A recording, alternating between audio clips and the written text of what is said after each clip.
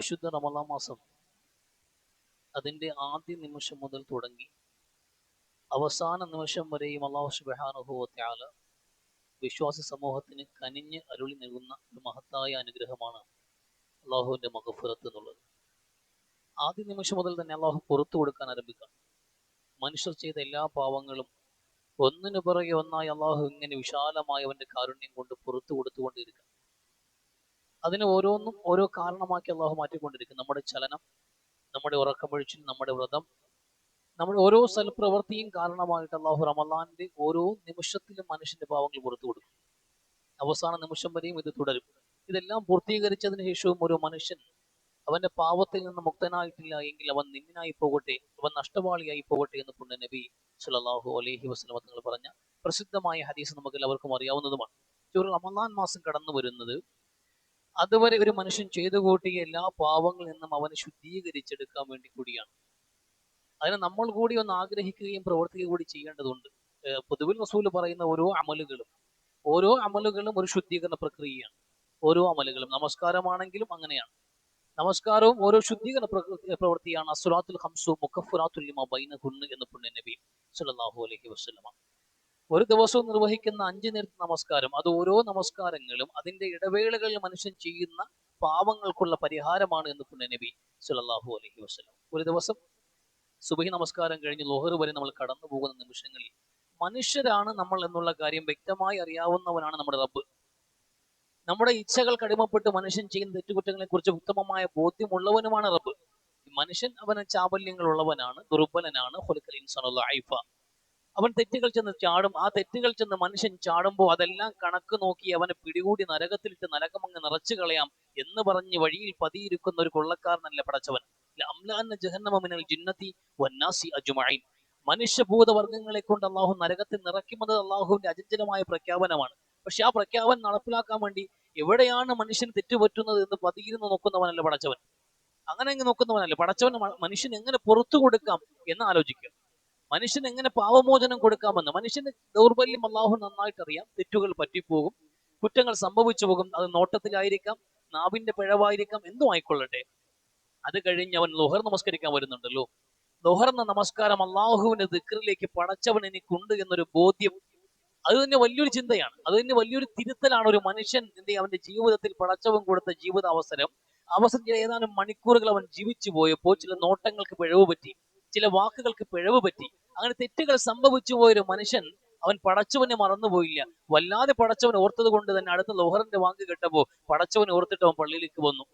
ആ ഓർമ്മയെ അള്ളാഹു പരിഗണിക്കുന്നുണ്ട്. റബ്ബിനെ മറന്നില്ലല്ലോ. മനുഷ്യൻ അവന് പറ്റിയ ചാബല്യങ്ങളെ അള്ളാഹു പുറത്തു കൊടുത്തു. 2 നമസ്കാരങ്ങൾക്കിടയിൽ മനുഷ്യൻ ചെയ്ത എല്ലാ പാവത്തെയും പുറത്തു അവനെ ശുദ്ധീകരിച്ചിരിക്കുന്നു. അടുത്ത പിന്നെയും അവൻ പുറത്തേക്ക്. അങ്ങനെ ജീവിതത്തിൽ നമ്മൾ തുടർന്ന് നമസ്കരിക്കുന്ന ഓരോ നമസ്കാരങ്ങൾക്കും അതിന്റെ ഇടവേളകളിലുള്ള അവൻ പ്രവർത്തിക്കുന്ന ചെറുപാവങ്ങൾക്കുള്ള പ്രായച്ചിത്തമാണ്. അതുപോലെ നമ്മുടെ ധനത്തിന്റെ സക്കാത്ത്, നമ്മുടെ സമ്പത്ത് നമ്മൾ അർഹതപ്പെട്ടവരിലേക്ക് വിധിച്ചു കൊടുക്കുമ്പോൾ അല്ലാഹുവിന്റെ റസൂലെ അങ്ങ് അവരിൽ നിന്ന് സക്കാത്ത് പിടിച്ചെടുക്കണം. അത് അവരുടെ സമ്പത്തല്ല, അത് അവരുടെ പണമല്ല, അത് അർഹതപ്പെട്ട ചില ആൾക്കാരുടെ അംശമാണ്. അത് അവരുടെ കയ്യിലായി പോയതാണ്, അള്ളാഹു ഏൽപ്പിച്ചതാണ്. അതുകൊണ്ട് നീ പിടികൂടി അതിന് പുറത്തെടുക്കണം. അത് എടുക്കുന്നതിലൂടെ അവർ നീ ശുദ്ധീകരിക്കുകയാണ് ചെയ്യുന്നത്. അവർ സമ്പത്തിനെ ശുദ്ധീകരിക്കുന്നു, സാമ്പത്തികമായി അടിഞ്ഞുകൂടിയിട്ടുള്ള മാലിന്യങ്ങളിൽ നിന്ന് അവനെ മുക്തരാക്കുന്നു. ഇതൊരു ശുദ്ധീകരണ പ്രക്രിയയാണ് സക്കാത്ത്. അതുപോലെ നോമ്പ് എന്നുള്ളതും റമളാൻ മാസം, റമളാനു ഇലാ റമളാന മുകഫിറാത്തുൽ ലിമാ ബൈനഹുന്ന, വാർഷിക അടിസ്ഥാനത്തിൽ ഒരു വിശ്വാസിയെ ശുദ്ധീകരിക്കാനുള്ള ഒരു പ്രക്രിയയാണ് റമളാനിലൂടെ അള്ളാഹു നടപ്പിലാക്കുന്നത് എന്ന് പുണ്യ നബി സല്ലല്ലാഹു അലൈഹി വസല്ലം. നമ്മൾ ശുദ്ധീകരിക്കാൻ വേണ്ടി റമളാൻ വന്നത്. അങ്ങനെ ഓരോ അമലുകൾ കൊണ്ടും മനുഷ്യനെ അള്ളാഹു എങ്ങനെ ഒരു മനുഷ്യന് പാവങ്ങൾ പുറത്തു കൊടുക്കാം, അവനെങ്ങനെ ക്ഷമ കൊടുക്കാം എന്ന റസൂൽ അള്ളാഹു കണക്കാക്കുന്നു. റബ്ബുക്കൽ ഗഫൂറു ദുർ റഹ്മതി ലൗ യുആഖിദുഹും ബിമാ കസബു ലഅജ്ലലഹുൽ അദാബ്. സൂറത്തുൽ കഹ്ഫിലെ വളരെ ഗംഭീരമായ ഒരു ആയത്താണ്. അള്ളാഹു റസൂലിനോട് പറയുന്നത്, റബ്ബ് പറയണം, റബ്ബുക്കൽ ഗഫൂറു ദുർ റഹ്മ. നിന്റെ റബ്ബുണ്ടല്ലോ, നിന്റെ റബ്ബ് ഗഫൂറു, ഏറെ പൊറുക്കുന്നവനാണ് നിന്റെ റബ്ബ്. ഏറെ പൊറുക്കുന്നവനായ നിന്റെ റബ്ബ്, ഏറെ കരുണയുള്ളവനുമായ നിന്റെ ദുർറഹ്മത്ത് എന്നാണ് പറയുന്നത്. ദുർറഹ്മത്ത് എന്ന് പറഞ്ഞാൽ സാഹിബുർ റഹ്മ, റഹ്മത്തിന്റെ ഉടമസ്ഥൻ എന്ന്. കാരുണ്യത്തിന്റെ ഉടമസ്ഥൻ, കാരുണ്യത്തിന്റെ യജമാനൻ. കാരുണ്യമെന്ന സൃഷ്ടി തന്നെ അള്ളാഹുവിൻ്റെതാണ്. അനുഗ്രഹമെന്ന, കാരുണ്യമെന്ന, വാത്സല്യമെന്ന, സ്നേഹമെന്ന ആ സൃഷ്ടിപ്പിന്റെ പോലും ഉടമസ്ഥൻ റബ്ബാണ്. റബ്ബിന്റെ മുമ്പിലാണ് മുഴുവൻ കാരുണ്യവുമുള്ളത്. ആ റബ്ബ് പറയണം, അങ്ങനെ കാരുണ്യമുള്ള ഏറെ പൊറുക്കുന്നവനായ നിന്റെ റബ്ബുണ്ടല്ലോ, ലൗ യുആഖിദുകും ബിമാ കസബു, നിങ്ങൾ ചെയ്യുന്ന പാവങ്ങൾക്ക് നിങ്ങളെ പിടികൂടാൻ തീരുമാനിച്ചാൽ, നിങ്ങൾ ഒരു തെറ്റ് ചെയ്താൽ അവനെ ശിക്ഷിക്കാം. നടപടി അങ്ങനെയാണ്. നമ്മൾ നടപടി രീതി ഇങ്ങനെയാണ്. ഈ രീതിയിലാണ് കൈകാര്യം ചെയ്യാൻ പോകുന്നത്. തെറ്റ് ചെയ്യുന്നവന് അപ്പോഴപ്പോൾ തന്നെ പണിഷ്മെന്റ് കൊടുക്കാം എന്ന് റബ്ബ് തീരുമാനിച്ചാൽ ലഅജ്ജല ലഹുമുൽ അദാബ്, തീർച്ചയായിട്ടും നിങ്ങളെ ഓരോ പാപങ്ങൾക്കും പിടികൂടാൻ റബ്ബിനെ കൊണ്ടാകുമായിരുന്നു. ഓരോ പാപങ്ങൾ മനുഷ്യനല്ലേ ചെയ്തു പോകും, തെറ്റുകൾ സംഭവിച്ചു പോകും, അവിടെയൊക്കെ പടച്ചവന് പിടികൂടാൻ സാധിക്കുമായിരുന്നു. പക്ഷെ എന്ത് ചെയ്തില്ല? അള്ളാഹു പിടികൂടിയില്ല, അത് ചെയ്യില്ല. കാരണം അതിന് ആദ്യം പറഞ്ഞ വാക്കുകളാണ് അതിന് കാരണം. എന്തുകൊണ്ട്? അള്ളാഹു ഏറെ പൊറുക്കുന്നവനാണ്. അങ്ങനെ ഇനി മനുഷ്യന് തെറ്റിപ്പോകുന്ന അവന് പറ്റുന്ന അബദ്ധങ്ങൾക്കെല്ലാം കർശനമായി ശിക്ഷിക്കണമെന്ന് പടച്ചവന് പിടിവാശിയില്ലെന്നേ. അള്ളാഹുവിനെ സംബന്ധിച്ചിടത്തോളം കണ്ണയച്ചു കൊടുക്കുക, മനുഷ്യനിൽ പറ്റിപ്പോകും, പുറത്തു കൊടുക്കാം. കുല്ലുബ്നു ആദം ഖത്താഊന വഖൈറുൽ ഖാതിഈന തവ്വാബൂൻ. മനുഷ്യരെല്ലാവരും പാപം ചെയ്തു പോകും, അതാ മനുഷ്യൻ. അള്ളാഹുവിന് ഒരുപാട് സൃഷ്ടികളുണ്ട്. അതിൽ മലക്കുകൾ അള്ളാഹുവിന്റെ സൃഷ്ടിയാണ്, അവർക്ക് പാപം ചെയ്യാൻ അറിയില്ല. പടച്ചവൻ പറഞ്ഞതേ ചെയ്യും. പക്ഷെ മനുഷ്യന്റെ പ്രത്യേകത എന്തെന്നറിയുമോ? അവൻ പാപം ചെയ്യും. പാപം ചെയ്യാൻ വേണ്ടിയാ മനുഷ്യനെ സൃഷ്ടിച്ചത്. അത് ആദ്യത്തെ പരിപാടിയും, മനുഷ്യൻ ആദ്യം ചെയ്ത പരിപാടിയും പാവമാണ്. അള്ളാഹുവിനെ ധിക്കരിച്ചു. അതാണ് മനുഷ്യൻ. അതാണ് വേറെ വ്യത്യാസമൊന്നുമില്ല. സ്വർഗത്തിൽ അള്ളാഹു ആദമിനെ പാർപ്പിക്കുന്നു. ആദം അലൈഹി ഇസ്ലാം അള്ളാഹുവിനെ ധിക്കരിച്ചുകൊണ്ട് കാര്യങ്ങൾ പ്രവർത്തിക്കുന്നു. അള്ളാഹുവിനെ പുറത്തേക്ക് തള്ളുന്നു ദുനിയാവിലേക്ക്. ഇതാണ് മനുഷ്യൻ എന്ന് പടച്ചവൻ കൃത്യമായി അറിയാം. പക്ഷെ മനുഷ്യൻ തുടങ്ങിയത് എങ്ങനെയെന്ന് അറിയാമോ? പശ്ചാത്തപിച്ചുകൊണ്ട്. ദുനിയാവിലെ ജീവിതം മനുഷ്യൻ ആരംഭിക്കുന്നത് റബ്ബനാ ളലംനാ അൻഫുസനാ വഇല്ലം തഗ്ഫിർ ലനാ വതർഹംനാ ലനകൂനന മിനൽ ഖാസിരീൻ. അല്ലാഹു പറ്റിപ്പോയി, തെറ്റ് പറ്റിപ്പോയി അല്ലാഹുവേ എന്ന് പടച്ചവന് മുമ്പിൽ പശ്ചാത്തപിച്ചു തുടങ്ങിയ മനുഷ്യന്റെ ചരിത്രമാണ് ഖുർആൻ പഠിപ്പിക്കുന്നത്. അത് ആദമിന്റെ പശ്ചാത്താപം. ആ പശ്ചാത്താപമാണ് ഭൂമിയിൽ ഏറ്റവും നല്ല കാര്യം. അത് അള്ളാഹു നോക്കുന്നത്. മനുഷ്യനാണ് എന്ന് അള്ളാഹുവിന് അറിയാം, തെറ്റുകൾ പറ്റുമെന്നും അറിയാം. ആ തെറ്റുകൾക്ക് അവന് അള്ളാഹുവിനെ കുറിച്ചുള്ള ദിക്ർ തന്നെ ധാരാളമാണെന്ന് അള്ളാഹു കണക്കാക്കി മാപ്പാക്കി കൊടുക്കുന്നു. അവന് നമസ്കാരം, സക്കാത്ത്, അവന് നോമ്പ്, അങ്ങനെ എല്ലാം അവന്റെ പാപങ്ങൾക്കുള്ള പ്രായച്ചിത്തമാണ്. പക്ഷെ എല്ലാ പാപത്തിനും ഇത് മതിയാകില്ല. നമ്മൾ മനുഷ്യരാണ്. നമ്മളെല്ലാവരും ഉള്ളിൽ മറച്ചു വെച്ചൊരു മുഖംമൂടി അണിഞ്ഞ് ജീവിക്കുന്നവർ. നമ്മുടെ നെഞ്ചിന്റെ അകത്ത് ഒളിപ്പിച്ച് കുറെ തിന്മകൾ നമുക്ക് എല്ലാവർക്കും ഉണ്ട്. ആരും അത്ര വലിയ പരിശുദ്ധരല്ല, അങ്ങനെയെങ്ങുമല്ല. മനുഷ്യരാണ് നമ്മൾ ഏതെങ്കിലും ഘട്ടത്തിൽ സ്ലിപ്പായി പോയവരാണ്. ഏതെങ്കിലും പ്രലോഭന ഘട്ടങ്ങളിൽ നമ്മൾ വീണുപോയവരാണ്. അങ്ങനെ അബദ്ധങ്ങൾ പറ്റിയിട്ടുണ്ട്. പക്ഷെ അതെങ്കിലും കൊട്ടിഘോഷിച്ച് നടക്കാൻ, എനിക്ക് ഇങ്ങനെ ഒരു തെറ്റുപറ്റി, ഞാൻ ഇങ്ങനെ ഒരു മോശം പ്രവൃത്തി ചെയ്തു, അങ്ങനെ പറഞ്ഞു നടക്കാൻ പാടില്ല മനുഷ്യൻ. തിന്മകളെ പരസ്യമാക്കുന്നത് പോലും പടച്ചവന് ഇഷ്ടമല്ല. മനുഷ്യനാണ് സംഭവിച്ചു പോയി. ഒരു ദുർബല നിമിഷത്തിൽ നിങ്ങളിൽ തെറ്റുകൾ പറ്റിപ്പോയെങ്കിൽ അത് പറയാൻ ഒരു ഇടമുണ്ട്, അത് റബ്ബാണ്. അള്ളാഹുവിനോട് തെറ്റുകൾ ഏറ്റുപറഞ്ഞ് പശ്ചാത്തപിക്കുന്ന നിമിഷമുണ്ടല്ലോ, ഭൂമിയിലെ ഏറ്റവും മനോഹരമായ മുഹൂർത്തം. അതാ അള്ളാഹു മനുഷ്യനിലേക്ക് നോക്കുന്നത്. അള്ളാഹുവിന്റെ റസൂൽ സ്വല്ലല്ലാഹു അലൈഹി വസല്ലം മനോഹരമായി ഉപമിക്കുന്ന ഒരു ഉപമയുണ്ട്, നമുക്ക് എല്ലാവർക്കും അറിയാവുന്നതാണ്. അത് പിന്നെയും പറയുമ്പോൾ നമുക്ക് ആ പശ്ചാത്താപത്തിലേക്ക് വരാനൊരു താല്പര്യം ഉണ്ടാകും. അതുകൊണ്ട് പറയാണ്, ഈ അള്ളാഹുവിന്റെ റസൂൽ സ്വല്ലല്ലാഹു അലൈഹി വസല്ലം പറയുന്ന ഒരു മനുഷ്യൻ തന്റെ എല്ലാ യാത്രാ സാമഗ്രികളും ഒരുക്കിക്കൊണ്ട് സുദീർഘമായ ഒരു മരുഭൂമി യാത്രയ്ക്ക് വേണ്ടി പുറപ്പെടുന്നു. അയാൾക്ക് ആവശ്യമായതെല്ലാം ഒരു ഒട്ടകത്തിൽ തയ്യാറാക്കുന്നുണ്ട്. ആ ഒട്ടകം അയാളെയും കൊണ്ടുപോകുന്നുണ്ട്. അയാൾക്ക് ആവശ്യമായ വസ്ത്രം അതിലുണ്ട്, അയാൾക്ക് ഭക്ഷണം അതിലുണ്ട്, അയാൾക്ക് കുടിക്കാനുള്ള വെള്ളം അതിലുണ്ട്. എല്ലാം ആ ഒട്ടകത്തിനകത്ത് അയാൾ സജ്ജീകരിച്ചിട്ടുണ്ട്. സുദീർഘമായ യാത്ര മരുഭൂമിയിലൂടെ ഏറെ മുന്നോട്ട് പോയി. ചുട്ടുപൊള്ളുന്ന മരുഭൂമിയിൽ ആ മനുഷ്യൻ ഒരു ഇലന്ത വൃക്ഷത്തിന്റെ മൂട്ടിലേക്ക് എത്തിയപ്പോൾ അവിടെ വിശ്രമിക്കാൻ തീരുമാനിച്ചു. അതിന്റെ തണലിൽ ആ മനുഷ്യൻ ആ ഒട്ടകത്തെ ബന്ധിപ്പിച്ചു. എന്നിട്ട് അയാൾ സുഖമായി ഉറങ്ങി. ആ തണലിൽ ആ ഉറക്കം എഴുന്നേൽക്കുമ്പോൾ ആ മനുഷ്യൻ ഭയപ്പെട്ടു പോയി. അയാൾ ഒട്ടകത്തെ കാണുന്നില്ല. ഒട്ടകത്തിന്റെ കാൽച്ചുവടുകൾ കണ്ടു. മരുഭൂമിയിലെ മണ്ണിലൂടെ പിറകെ നടന്നു നോക്കി. കുറെ ദൂരം കടന്നുപോയപ്പോ മരുഭൂമിയിൽ വലിയൊരു കാറ്റടിച്ച് വീശി. കാൽപ്പാടങ്ങളും കാണാനില്ല. അയാൾ അങ്ങോട്ടും ഇങ്ങോട്ടും അലഞ്ഞു. എല്ലാ ഭാഗത്തേക്കും അയാൾ അലഞ്ഞു നടന്നു. പക്ഷെ ഒട്ടകത്തിൽ മാത്രം കിട്ടുന്നില്ല. അയാളുടെ ഭക്ഷണവും വെള്ളവും എല്ലാം ആ ഒട്ടകത്തിലാണ്. അതിലാണ് അയാളുടെ ജീവിതം തന്നെ. ആ പ്രതീക്ഷകൾ മുഴുവൻ അസ്തമിച്ചു. ഇനി ഈ മരുഭൂമിയിൽ കിടന്ന് അനാഥ പ്രേതം പോലെ പോകുന്ന ഒരു അവസ്ഥയെ കുറിച്ച് ആലോചിച്ചിട്ട് സ്വയം മരണം വരിക്കാൻ വേണ്ടി തയ്യാറെടുത്ത മനുഷ്യൻ. വേറെ മാർഗമൊന്നുമില്ല. വേറെ ഒരു മാർഗവും വിജനമായ മരുഭൂമിയിലെ സുദീർഘതയിലേക്ക് കണ്ണു പായിച്ചിട്ട് അറ്റം കിട്ടുന്നില്ല. ഒട്ടകത്തെയും കാണുന്നില്ല, യാത്രാസംഘങ്ങളും കടന്നു പോകുന്നില്ല. ഒറ്റപ്പെട്ടു പോയ മനുഷ്യൻ മരുഭൂമിയിൽ കിടന്ന് ചുണ്ടുകൾ ഉണങ്ങി, തൊണ്ട വരണ്ട് ആ മനുഷ്യൻ മരിക്കുമെന്ന് ഉറപ്പിച്ചു. മരുഭൂമിയിലേക്ക് അയാൾ തളർന്നു വീണ ആ മനുഷ്യന്റെ കണ്ണുകൾ പാതി അടഞ്ഞു വരുമ്പോഴാണ് എന്തോ ഒന്ന് പ്രത്യക്ഷപ്പെടുന്നത്. അയാൾ കൺമുമ്പിൽ എന്തോ നിഴല് കണ്ടു. അയാൾ കണ്ണു തുറന്നു നോക്കുമ്പോൾ അയാൾ ഒട്ടകം നിൽക്കുന്നുണ്ട്. എല്ലാം അതിനകത്തുണ്ട്. അയാളെ ഭക്ഷണവും വെള്ളവും എല്ലാം അതിനകത്തുണ്ട്. ചാടി എഴുന്നേറ്റ് ആ ഒട്ടകത്തിന്റെ കടിഞ്ഞാൻ പിടിച്ചോ മനുഷ്യൻ. അല്ലാഹുമ്മ അന്ത അബ്ദി വഅന റബ്ബുക എന്ന്. ആ നിമിഷത്തിൽ, മരണത്തിന്റെ മുഖത്ത് നിന്ന് രക്ഷപ്പെടുന്ന നിമിഷം, ഒരു മനുഷ്യന്റെ ജീവിതത്തിലെ ഏറ്റവും ആനന്ദ മുഹൂർത്തം, ഒരു മനുഷ്യന്റെ ജീവിതത്തിൽ ഏറ്റവും വലിയ സന്തോഷമുണ്ടാകുന്ന മുഹൂർത്തമാണ് മരണത്തിൽ നിന്ന് ജീവിതത്തിലേക്ക് വരിക. മരിച്ചു എന്ന് ഉറപ്പിച്ച മനുഷ്യൻ ജീവിതത്തിലേക്ക് വന്നപ്പോ ആ സന്തോഷത്തിന്റെ ആധിക്യം കൊണ്ട് പറഞ്ഞുപോയ വാക്കോ ലോകത്തൊരു മനുഷ്യന് തെറ്റാവുന്ന ഏറ്റവും വലിയ നാക്കുപിഴ. ആ സന്തോഷത്തിൽ ആ മനുഷ്യൻ വിളിച്ചു പറഞ്ഞ വാക്കോ അള്ളാഹുവെ നീ എന്റെ അടിമയാണ്, ഞാൻ നിന്റെ ഉടമയും. അയാൾ പറയാൻ ഉദ്ദേശിച്ചത് അള്ളാഹുവെ നീ തന്നെയാണ് എന്റെ ഉടമസ്ഥൻ, ഞാൻ നിന്റെ അടിമയുമെന്ന് പറയാനാ ഉദ്ദേശിക്കുന്നത്. പക്ഷെ പറഞ്ഞുപോയ വാക്ക് അല്പം കടന്നുപോയി, നാവിന്റെ പിഴവ്. അള്ളാഹു നീ എന്റെ അടിമയും ഞാൻ നിന്റെ ഉടമയുമെന്ന് പറഞ്ഞു പോകുന്ന ഒരവസ്ഥയിൽ ഒരു മനുഷ്യനുണ്ടാകുന്ന സന്തോഷം പറഞ്ഞറിയിക്കാൻ പറ്റൂ? ഇല്ല. അത്രമേൽ സന്തോഷം ഒരു മനുഷ്യൻ അനുഭവിച്ച നിമിഷമാണത്. എന്നാൽ നബിയെ പറഞ്ഞു കൊടുക്ക്, അതിനേക്കാൾ അതിനേക്കാൾ അതിനേക്കാൾ സന്തോഷമുണ്ടാകും ഒരു മനുഷ്യൻ ഭൂമിയിൽ ഇരുന്ന് അവൻ ചെയ്തു പോയ പാപത്തെ ഓർത്തിട്ട് പടച്ചവനെ പൊറുക്കണേ എന്ന് അവൻ പറഞ്ഞാലെന്ന് റസൂൽ സ്വല്ലല്ലാഹു അലൈഹി വസല്ലമ. ഒരു മനുഷ്യന്റെ പശ്ചാത്താപമാണ് അള്ളാഹു നോക്കുന്നത്. നമ്മൾ എപ്പോഴെങ്കിലും ഏതെങ്കിലും നിമിഷത്തിൽ വീണ്ടും വിചാരമുണ്ടായി തെറ്റുകൾ ഓർത്തെടുക്കാൻ, ജീവിതത്തിലേക്ക് തിരിഞ്ഞു നോക്കിയിട്ട് എന്തുമാത്രം പാവങ്ങളാ ചെയ്തു പോയത്, ഇതൊക്കെ ആലോചിക്കുമ്പോൾ നമുക്ക് കുറ്റബോധം ഉണ്ടാവൂലേ, നമുക്ക് ഖേദം ഉണ്ടാവില്ലേ, നമ്മുടെ നെഞ്ച് പടക്കില്ലേ, നമ്മുടെ കണ്ണുകൾ ഈർണ്ണയില്ലേ? എന്നിട്ട് പടച്ചവനോട് കൈനീട്ടി അള്ളാഹുവെ പോർക്ക്, ഇനി ഞാൻ ആവർത്തിക്കില്ല എന്ന് പറയുന്ന ഒരു മുഹൂർത്തം ജീവിതത്തിൽ എവിടെയെങ്കിലും ഉണ്ടായിട്ടുണ്ടോ? ആ നിമിഷത്തെയാണ് അള്ളാഹു നോക്കുന്നത്. ആ നിമിഷങ്ങൾ കണ്ടമാനം മനുഷ്യർക്കിടയിൽ കണ്ടൊരു കാലഘട്ടമാണ് റമദാൻ മാസം. മുമ്പ് പഴയ ചരിത്രങ്ങൾ പരിശോധിച്ചാല് റമദാൻ മാസങ്ങളിൽ പള്ളികളാകട്ടെ, വീടുകളാകട്ടെ, സ്ത്രീകളാകട്ടെ, പുരുഷന്മാരാകട്ടെ, അവരൊക്കെ ചെയ്തു പോയ പാപങ്ങൾ ഓർത്തിട്ട് ലജ്ജിച്ച് തലകൾ താട്ടിയിട്ട് കുമ്പസരിക്കും പടച്ചവന്റെ മുമ്പിൽ അള്ളാഹു തെറ്റുപറ്റിപ്പോയി എന്ന് അങ്ങനെ വിതിമ്പിക്കരഞ്ഞ ഉമ്മമാരും ഉപ്പമാരും കടന്നു പോയിട്ടുണ്ട്. ഇന്നെന്ത് മനുഷ്യൻ കാരിരുമ്പ് പോലെ കടുത്ത ഹൃദയങ്ങളുള്ള മനുഷ്യന് കുറ്റബോധമില്ല, മനസ്താപമില്ല, അവന് പശ്ചാത്താപ മനോഭാവമില്ല, ഒന്നുമില്ല.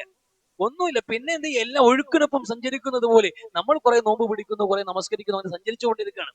അതിനപ്പുറത്തേക്ക് യഥാർത്ഥ ലക്ഷ്യത്തിലേക്ക് മനുഷ്യൻ എത്തുന്നില്ല. എല്ലാ പാവങ്ങളും പൊറുക്കാൻ അമലുകൾ മതിയാവില്ല, കുടുംബത്തിന് വേണ്ടിയുള്ള അധ്വാനം മതിയാകില്ല, ഈ വീർപ്പ് മതിയാകില്ല.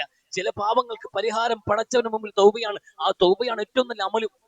പടച്ചവന് മുമ്പിൽ മനുഷ്യന് ഏറ്റവും വലിയ തൗബയാണ് ഏറ്റവും നല്ല അമല്. അതാ പടച്ചവൻ നോക്കുന്നത്. ഓരോ മനുഷ്യനിലേക്കും റമദാൻ മാസത്തിൽ ധാരാളമായി പടച്ചവൻ പ്രതീക്ഷിക്കുന്നു. ഓരോ രാത്രിയും പകലും. ഏത് രാത്രിയിലാ മനുഷ്യൻ എന്ത് ചെയ്യുക, അള്ളാഹുവിന്റെ കാരുണ്യത്തിന്റെ മഗ്ഫിറത്തിന്റെ ആ കൈകൾ നീട്ടിപ്പിടിക്കുമ്പോ ആ കൈകൾ പിടിച്ചിട്ട് എഴുന്നേക്കാൻ വേണ്ടി തയ്യാറായിരിക്കുന്നതെന്ന് പടച്ചോ നോക്കണം. എല്ലാ രാത്രിയും പരസ്യവും കൈകൾ നീട്ടുന്നുണ്ട് രാത്രി കാലങ്ങളിൽ പശ്ചാത്തപിക്കുന്നവന്റെ പശ്ചാത്തലം സ്വീകരിക്കാൻ. ഏത് മനുഷ്യനാ പശ്ചാത്തപിച്ചത്? കോടിക്കണക്കിന് മനുഷ്യർ ഇന്ന് ഭൂമിയിൽ ജീവിക്കുന്നുണ്ട്, കോടിക്കണക്കിന് മനുഷ്യർ. എന്നിട്ടും ഒരു മനുഷ്യനും അള്ളാഹുവിന് ദർബാറിലേക്ക് കരങ്ങൾ ഉയർത്തി പടച്ചവനെ മാപ്പാക്കണേ എന്ന് പറയുന്ന മനുഷ്യർ ജനസംഖ്യാനുപാതികമായി നോക്കുമ്പോൾ എത്രയോ വിരളമാണ്. എന്നിട്ട് നമുക്ക് വേണ്ടി നാളെ മഴ പെയ്തു. അതാ അള്ളാഹുവിന്റെ കാരുണ്യം. നമ്മൾ അള്ളാഹു എത്ര സ്നേഹവും കാരുണ്യത്തോടെയാണ് അള്ളാഹു നമ്മൾ കൈകാര്യം ചെയ്യുന്നത്. പൊറുക്കാൻ വേണ്ടിയിട്ട് എന്തൊക്കെ അവസരങ്ങൾ അള്ളാഹു ഒരുക്കി വെക്കുന്നത്. എങ്ങനെയെങ്കിലും പുറത്തു നൽകാം, എങ്ങനെയെങ്കിലും മാപ്പ് നൽകാം, നിങ്ങൾ സ്വർഗത്തിന്റെ ഉന്നതിയിലേക്ക് വരണമെന്ന നിലയിൽ പടച്ചവൻ അവസരങ്ങൾ ഒന്നിന് പിറകെ ഒന്നായി വെച്ച് നീട്ടുന്നു. ഓരോ നിമിഷങ്ങളും നമുക്ക് നൽകിയ അവസരമായിരുന്നു. അത്തരം ഒരു തൗബയ്ക്കുള്ള അവസരം കൂടിയാണിത്. എന്നിട്ട് എവിടെ നമ്മൾ തൗബ സംഭവിച്ചത്? അള്ളാഹു റസൂൽ ജീവിതകാലത്ത് നടന്ന 2-3 സംഭവങ്ങളുണ്ട് സമാന സ്വഭാവമുള്ളത്. അതിലൊന്ന് ജുഹൈന ഗോത്രക്കാരിയായ സ്ത്രീയുടെ സംഭവമാണ്. ഒരു സ്ത്രീയിലൂടെ സംസാരിക്കാം. അതേ സംഭവം ആയിസുവിന്റെ മാലിക്കിലും ഉണ്ട്. നമുക്ക് പൊതുവിൽ എപ്പോഴും ആണുങ്ങളെ അഭിസംബോധന ചെയ്യുന്നു. ആണുങ്ങളിലൂടെ പുരുഷന്മാരുടെ ദീനിന്റെ കാര്യങ്ങൾ നമ്മൾ ചർച്ച ചെയ്യാറാണ് പതിവ്. അതുകൊണ്ട് സ്ത്രീകൾക്ക് പ്രത്യേകമായി ഒന്നും കിട്ടുന്നില്ല എന്നൊരു സങ്കടം വേണ്ട. അതുകൊണ്ട് ഒരു സ്ത്രീയുടെ സംഭവം തന്നെ നോക്കാം നമുക്ക്. ജുഹൈന ഗോത്രക്കാരി ഒരു സ്ത്രീ നബിയുടെ മുമ്പിലേക്ക് വരണം. അവർ നബിയുടെ മുമ്പിലേക്ക് വന്നിട്ട് അവർ പറഞ്ഞു, നബി എന്നെ ഒന്ന് ശുദ്ധീകരിക്കണം, എനിക്ക് തെറ്റുപറ്റി പോയിട്ടുണ്ട് എന്ന്. എന്ത് തെറ്റാണ് നിനക്ക് പറ്റിയതെന്ന് ചോദിക്കുമ്പോൾ അവർ പറഞ്ഞു, നബി ഞാൻ വ്യഭിചരിച്ചു പോയിട്ടുണ്ട്. അവളാണെങ്കിലും ഗർഭിണിയുമാണ്. വ്യഭിചാരത്തിലൂടെ ഗർഭം ധരിച്ച ഒരു സ്ത്രീ നബിയുടെ മുമ്പിലേക്ക് വന്നിട്ട് പറയാൻ, നബിയെ അബദ്ധം പറ്റിപ്പോയി, ഒരു ദുർബല നിമിഷത്തിൽ ഞാൻ എന്ത് ചെയ്തിട്ടുണ്ട്, അഭിഹിത ബന്ധത്തിൽ ഏർപ്പെടുകയുണ്ടായി, ആ പാപത്തിന്റെ ശിക്ഷ നടപ്പിലാക്കണമെന്ന് റസൂലിനോട്. വിവാഹം കഴിഞ്ഞ ഒരു സ്ത്രീയോ പുരുഷനോ വ്യഭിചാരത്തിൽ ഏർപ്പെട്ടാൽ എറിഞ്ഞുകൊല്ലുക എന്നുള്ളതാണ്. കാരണം സാമൂഹ്യ തിന്മയാണ്. ഒരു സമൂഹത്തിന്റെ അടിത്തറ പോലും നഷ്ടപ്പെടുത്തുന്ന ഒരു വളരെ നികൃഷ്ടമായ ഒരു തിന്മയായിട്ടാണ് അത് ഇസ്ലാം കണക്കാക്കുന്നത്. ഇന്നും അങ്ങനെ തന്നെയാണ്, മാറ്റവുമില്ല. അപ്പൊ ആ ഒരു തിന്മയ്ക്ക്, ആ തെറ്റിന് ഇസ്ലാമിക ഭരണകൂടത്തിൽ കൊടുക്കുന്ന ശിക്ഷ എന്നുള്ളത് അവരെ വധിക്കുക എന്നുള്ളത് തന്നെയാണ്, എറിഞ്ഞുകൊല്ലുക എന്നുള്ളത്. പൊതുവായി സമൂഹം നോക്കി നിൽക്കുമ്പോൾ, കാരണം ഇതിൽ മാതൃകയില്ല, നല്ല സന്ദേശമില്ല, ഇത് തിന്മയാണ്. പൊതുവായി ഓരോ വളർന്നു വരുന്ന മനുഷ്യന്റെ ഉള്ളിലും ഇതൊരു ബോധമായിരിക്കട്ടെ, ഒരു മുന്നറിയിപ്പായിരിക്കട്ടെ, ഇതൊരു സാമൂഹ്യ തിന്മയാണ്. അതുകൊണ്ട് ഇത്തരം തിന്മകളിലേക്ക് കടന്നു പോകാൻ പാടില്ല. 1-ന് 4 വരെ വിവാഹം കഴിക്കാൻ അനുവാദം കൊടുത്തത് ഈ തിന്മ ഉണ്ടാകാതിരിക്കാൻ വേണ്ടിയാണ്. അതിലൂടെ ഒരുപാട് സിഫിലിസ് അടക്കം, എയ്ഡ്സ് അടക്കമുള്ള മാരകമായ രോഗങ്ങൾ ഉണ്ടാകാതിരിക്കാൻ വേണ്ടിയാണ്. രോഗങ്ങൾ പേറിക്കൊണ്ടൊരു തലമുറ ഇവിടെ ജനിച്ചു വീഴാതിരിക്കാൻ വേണ്ടിയാണ്. തന്തയില്ലാത്തൊരു സമൂഹം ഇവിടെ രൂപപ്പെടാതിരിക്കാൻ വേണ്ടിയാണ്. അങ്ങനെ ഒരുപാട് കാര്യങ്ങളുണ്ട് ഇതിന് പിന്നാലെ, ഒരുപാട് ലക്ഷ്യങ്ങളുണ്ട്. അതുകൊണ്ട് ആ സ്ത്രീ വന്ന് പറഞ്ഞിട്ട് ശിക്ഷ ഏറ്റുവാങ്ങാൻ തയ്യാറായി. പൊന്നു നബി സല്ലല്ലാഹു അലൈഹി വസല്ലം തങ്ങൾ പറഞ്ഞു, നീ ഗർഭിണിയാണ്, നീയേ പാപം ചെയ്തിട്ടുള്ളൂ, നിന്റെ കുഞ്ഞ് പാപം ചെയ്തിട്ടില്ലല്ലോ, അതുകൊണ്ട് പൊക്കോളാൻ പറഞ്ഞു. നീ പ്രസവം കഴിഞ്ഞിട്ട് വരാൻ പറഞ്ഞു റസൂൽ സല്ലല്ലാഹു അലൈഹി വസല്ലം. അവള് പോയി, മാസങ്ങൾ കഴിഞ്ഞു. ആ സ്ത്രീയെ സംബന്ധിച്ചിടത്തോളം ആ ഗർഭം ചുമന്ന ആ സ്ത്രീക്ക് പ്രസവിച്ച് ആ കുഞ്ഞിനോട് കാരുണ്യം തോന്നിയിട്ട് ഒരു ഉമ്മ എന്ന മാതൃത്വ സ്നേഹത്തോടു കൂടി ആ കുഞ്ഞിനെയും എടുത്തുകൊണ്ട് ജീവിതം മുന്നോട്ട് കൊണ്ടുപോകുമായിരുന്നു. ഒരു പഠനയും അയച്ചില്ല, ഒരു ന്യായാധിപനെയും പറഞ്ഞു വിട്ടില്ല, ഒരു കോടതിയും പെണ്ണിന്റെ വീട്ടിൽ തേടി ചെന്നില്ല കുറ്റം ചെയ്തവൾ എവിടെയെന്ന് പറഞ്ഞിട്ട്. പക്ഷെ അവർ വന്നു ഇങ്ങോട്ട്. റസൂലിന് അത് ഉദ്ദേശമുണ്ടായിരുന്നില്ല, അവളെ പിടികൂടി ശിക്ഷിക്കണമെന്ന്. കാരണം പാപം ചെയ്യുന്ന മനുഷ്യന് പശ്ചാത്തപിക്കാൻ അള്ളാഹു ഉണ്ടല്ലോ. അതാണല്ലോ ഏറ്റവും വലിയ കാര്യം. റബ്ബിന്റെ മുമ്പിൽ കരഞ്ഞു പറഞ്ഞാൽ പൊറുക്കാത്ത ഒരു പാവവുമില്ല. 100 മനുഷ്യനെ കൊന്നവനും മാപ്പ് കൊടുത്തവൻ റബ്ബ്. അള്ളാഹുവിന്റെ പ്രവാചകൻ ഈസ നബി അലൈഹി ഇസ്ലാമിനെ ആരാധിച്ച ക്രൈസ്തവർക്ക് മാപ്പ് കൊടുക്കാൻ തയ്യാറായവൻ റബ്ബ്. ആ ഈസാ നബി അലൈഹി ഇസ്ലാമാണ് അള്ളാഹുവിന്റെ മകൻ എന്ന് പറഞ്ഞവർക്കും മാപ്പ് കൊടുക്കാൻ തയ്യാറായവൻ റബ്ബ്. ഇബ്നു അബ്ബാസ് റളിയല്ലാഹു അൻഹു അവരോടൊക്കെ എങ്ങനെയാ ഉസൈർ അലൈഹി ഇസ്ലാമിനെ പ്രാർത്ഥിച്ചവർ, അവർക്ക് മാപ്പ് കൊടുത്തവൻ റബ്ബ്. ഇബ്നു അബ്ബാസ് വളരെ വിശദമായി സംസാരിക്കുന്ന ഒരു ഭാഗമുണ്ട്. ഇബ്നു അബ്ബാസ് റളിയല്ലാഹു അൻഹു എത്ര കാരുണ്യമാണ് റബ്ബിനുള്ളത്, എത്ര വലിയ മഗ്ഫിറത്ത് റബ്ബിനുള്ളത്. പൊറുക്കാൻ വേണ്ടി തയ്യാറായവൻ, എല്ലാ പാതകങ്ങൾക്കും പ്രായശ്ചിത്തം ചെയ്യുന്നവന്, പശ്ചാത്തപിക്കുന്നവന് സ്വീകരിക്കാൻ തയ്യാറായവൻ, അത്ര കാരുണ്യമുള്ളവനാണ് റബ്ബ് എന്ന് ഖുർആൻ വെച്ചിട്ട് സംസാരിക്കുന്ന അദ്ദേഹം. അപ്പൊ അതുപോലെ വിശാലമായ ഒരു കാരുണ്യവും മഗ്ഫിറത്തുമുള്ള റബ്ബിന്റെ മുമ്പിൽ പറഞ്ഞാൽ തീരാവുന്ന ഒരു പ്രശ്നത്തിന്റെ പേരിൽ ജീവൻ സമർപ്പിക്കാൻ തയ്യാറായി സ്ത്രീ പിന്നെയും വന്നു റസൂലിന്റെ മുമ്പിലേക്ക്. അല്ലാഹുവിന്റെ റസൂലെ, ഇനിയെങ്കിലും എന്നെ ശുദ്ധീകരിക്കണം, പ്രസവമൊക്കെ കഴിഞ്ഞിട്ടുണ്ട് എന്ന്. ആ കുഞ്ഞിന്റെ കാര്യം എങ്ങനെ? ആ കുഞ്ഞിന് പാല് കൊടുക്കുന്ന ഒരു കാലഘട്ടം കൂടിയില്ലേ നിങ്ങൾക്ക് വലിയ ചുമതലയില്ലേ? അതുകൊണ്ട് ആ കുഞ്ഞിന് പാല് കൊടുക്കാനുള്ള ഒരു കാലഘട്ടം കൂടി അവളോട് മടങ്ങിപ്പോകാൻ പറഞ്ഞു. മടങ്ങി വരാൻ കർക്കശമായി റസൂൽ ആവശ്യപ്പെട്ടിട്ടില്ല. പക്ഷെ അവർ വന്നു. പിന്നെയും കാലങ്ങൾ കടന്നുപോയിട്ട് ഒരു മനുഷ്യനെ മനസാക്ഷിയെ വേട്ടയാടിക്കൊണ്ടിരിക്കുകയാണ്. ചെയ്തു പോയ തെറ്റ്, പടച്ചവന്റെ അനുവാദമില്ലാതെ പടച്ചവന്റെ ഭൂമിയിൽ നിന്നുകൊണ്ട് അള്ളാഹു അനിഷ്ടം വെക്കുന്ന അപ്രിയമായ ഒരു തിന്മ ചെയ്തു പോയതിന്റെ പാപഭാരം കൊണ്ട് ഒരു സ്ത്രീ പിന്നെയും പ്രവാചകന്റെ മുമ്പിൽ വന്നപ്പോ അള്ളാഹുവിന്റെ റസൂൽ സ്വല്ലല്ലാഹു അലൈഹി വസല്ലം തങ്ങൾ പറഞ്ഞു, ഈ സ്ത്രീയെ പിടിച്ച് ബന്ധിക്കാൻ പറഞ്ഞു. അവൾ വസ്ത്രങ്ങളെല്ലാം വെളുപ്പിച്ചെടുക്കാൻ പറഞ്ഞു. വസ്ത്രമെല്ലാം വെളുപ്പിച്ച് അവൾ ഉടുത്തു കഴിഞ്ഞപ്പോ ഈ ശിക്ഷ നടപ്പിലാക്കുന്ന പ്രത്യേകമായ ഒരു ഏരിയയിലേക്ക് ഈ സ്ത്രീ ഇറങ്ങി നിൽക്കാൻ പറഞ്ഞു. ഒരു കുഴിയിലേക്ക് അവർ ഇറങ്ങി നിന്നു. വിശ്വാസികളോട് കല്ലെറിഞ്ഞ് കൊല്ലാൻ പറഞ്ഞു. വിശ്വാസികൾ വളഞ്ഞു നിന്ന് കല്ലെറിഞ്ഞ് ഒരു സ്ത്രീയെ ഇഞ്ചിഞ്ചായി വധിച്ചു. ചെയ്തു പോയ പാപത്തിന്റെ പ്രായച്ചിത്തമായി സ്വന്തം ശരീരം സമർപ്പിച്ച് ഒരു സ്ത്രീ പടഞ്ഞു വലിച്ചു വിശ്വാസികൾക്ക് മുമ്പിൽ. ആ മയ്യിത്ത് എടുത്തുകൊണ്ടുവരാൻ റസൂൽ പറഞ്ഞു. മയ്യിത്ത് എടുത്തുകൊണ്ട് വന്നിട്ട് റസൂൽ മുമ്പിൽ വെച്ചിട്ട് ഇമാമായി നമസ്കരിച്ചു. നമസ്കാരം പൂർത്തിയാക്കുമ്പോൾ ഉമർ ചോദിച്ചത്, ഈ വേശ്യപ്പെണ്ണിന് വേണ്ടിയാണോ റസൂൽ ഇമാമ് നിന്നതെന്ന്? ഈ വ്യഭിചരിച്ച ഒരു സ്ത്രീക്ക് വേണ്ടി അങ്ങ് ഇമാമ് നിന്നോ എന്ന് ചോദിക്കുമ്പോൾ